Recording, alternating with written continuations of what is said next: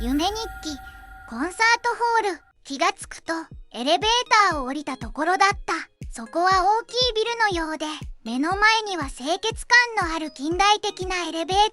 ールが広がっていて、大きなガラス張りの壁の向こうには雲一つない爽やかな青空が見え、気持ちのいい日の光がフロアに差し込んでいた。自分の肉体は自動運転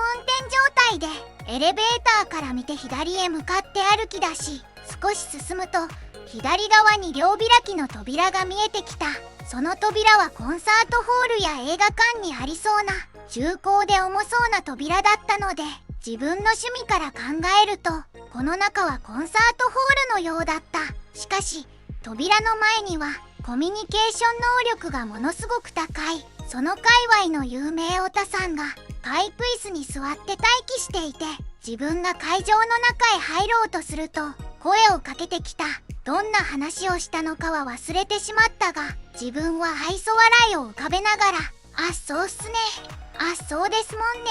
と相づちを打っていた。すると自分の肉体は突然キビスを返し、再びエレベーターホールの方へ歩き出すと、エレベーターホールと同じエリア内にある下りのエスカレーターに乗った。全面ガラス張りの開放感のあるビルなので、外の景色を眺めながらエスカレーターを降りていると、隣にある上りのエスカレーターから原宿ステージエ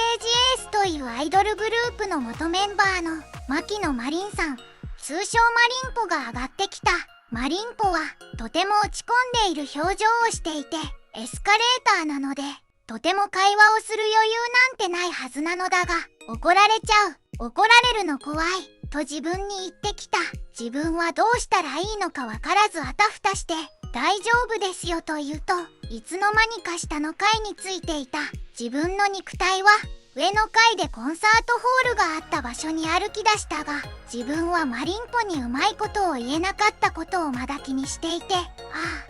マリンポは可愛いから怒る人なんていないよぐらい気の利いたことを言えばよかったなと反省しているうちに、上の階と同じ作りの重厚な扉の前にいた。なぜか今回も有名オタさんが扉の前に座っていたが、若い女オタ2人組と会話をしていたので、その隙をついて軽く会釈だけをして会場の中へと入った。会場の中は渋谷公会堂ぐらいある大きなホールだったが、客席はスッカスカで、最前席には関係者席というカードが置かれていて座れなかったが、2列目にオタクたちが座っているだけで、それ以外は全て空席だっ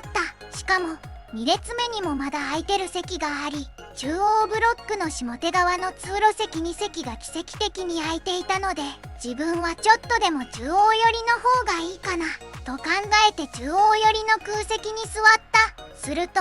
その隣の席に座っていた金髪でマッシュルームカットの若いオタがすごい嫌そうな顔をしてこちらを見てきたが、自分はそれを気に求めず席に座ったまま周りを見回して見え方のチェックをすると、思いのほか背中がこわばっていて、下手側がめちゃくちゃ見づらいことに気がついた。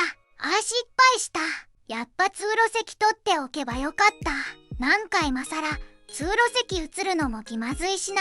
でもまだ誰も来てないんだから、移るなら今移った方がいいよな。なんていろいろ考えていたら目が覚めました。最後まで見てくれてありがとう。また見てね。チャンネル登録お願いします。